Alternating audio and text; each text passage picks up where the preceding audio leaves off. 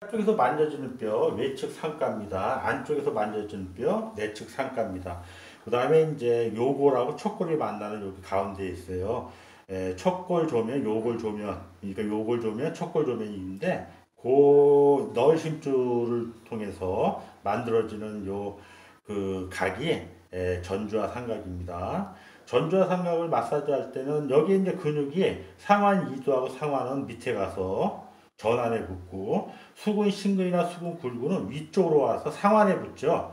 그러니까 위에서 내려오는 근육하고 아래에서 올라오는 근육이 서로 이렇게 크로스되면서 삼각형을 만든다라고 볼 수 있습니다. 마사지는 우선 기본적으로 상완하고 전완의 근육, 수근에 있는 심근에 있는 근육을 다 풀어야 됩니다. 그건 이제 차치하고 지금은 이 안에 서로 크로스되는 이 공간을 마사지를 하는데요. 그냥 놓고 마사지를 하게 되면은 관절이 불필요하게 늘어나요. 물론 스트레칭을 목적으로 할 수 있습니다. 그러나 스트레칭은 분명히 스트레칭을 하고 있다는 생각에서 하기 때문에 오랫동안 하지 않고요. 또 이완도 시키는 방법을 같이 쓰는데 마사지를 할 때 무조건 압을 주게 되면 스트레칭 한다고 생각을 안 해서 계속 전주와 삼각을 압박하게 됩니다. 이렇게 되면 관절 상해가 첫째 일어날 수 있고 두 번째는 림프절 손상이 일어날 수 있고 세 번째는 동맥을 불필요하게 압박을 해서 동맥벽에 부하를 줄 수가 있어요. 그러니까 마사지를 할 때는 불필요하게 여기 전주와 삼각을 압박하면 안 됩니다. 압을 줬다가 요 공간을 통과할 때는 압을 빼고요. 팔꿈치를 구부려서 압을 빼고 완충을 시키는 겁니다. 다시 전주와 삼각을 패스할 때는 팔꿈치를 펴서 상완에 있는 근육이 더 많이 늘어날 수 있도록 합니다. 이렇게 되면은 관절 상해를 입히지 않고 동맥 손상이라든가 림프절 손상을 일으키지 않고도 전주와 삼각을 풀 수가 있어요. 굉장히 중요한 이론입니다. 그거 안 하고 그냥 이렇게 하게 되면 마사지 받는 동안 모르지만 나중에는 이제 그 데미지가 나타나게 되죠. 그 데미지가 훗날에 나타나기 때문에 원인이 어디서 나타나는지 모르기 때문에 의료사고가 되지 않는 경우가 많습니다. 그러나 원인을 추적해 보면 불필요하게 전주와 삼각을 압박해서 여기에 손상을 일으키고 이렇게 해서 결국은 나중에 이제 부종까지 오는 악순환이 될 수도 있다는 겁니다. 된다는 건 아니고요. 꼭 반드시 치료사의 관점에서는 그런 걸 예측해서 불필요한 압이 들어가지 않도록 해야 됩니다. 자, 압을 주는데 피술자가 이제 덩치가 크신 분이 있어요.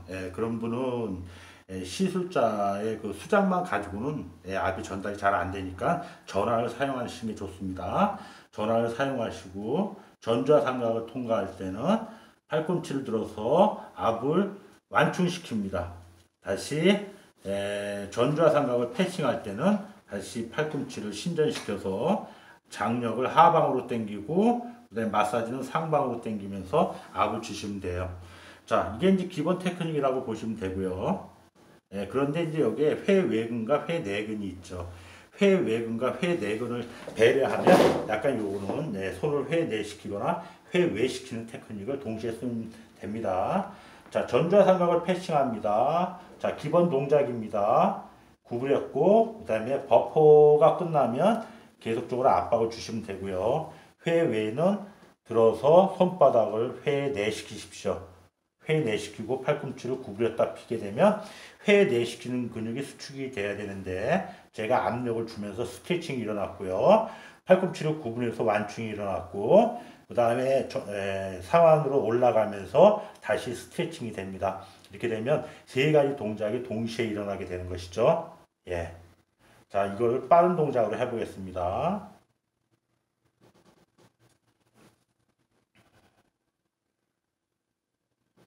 손바닥이 바닥으로 가는 걸 알 수 있죠. 그 다음에 이제 반대로 회내근입니다. 구부렸다 다시 회외시키고요. 구부렸다가 다시 핍니다. 빠른 동작으로 해야겠습니다.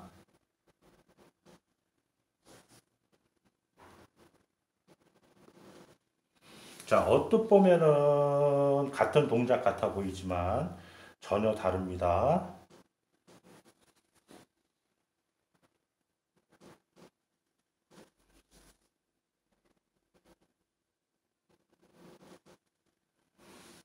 네, 이렇게 되면 상완 전환에 있는 그 근육, 정지부, 기시부를 다 스트레칭 마사지 할 수 있고요. 관절부에도 불필요한 충격 없이 관절 구성물들을 다 그 이완시킬 수가 있어요.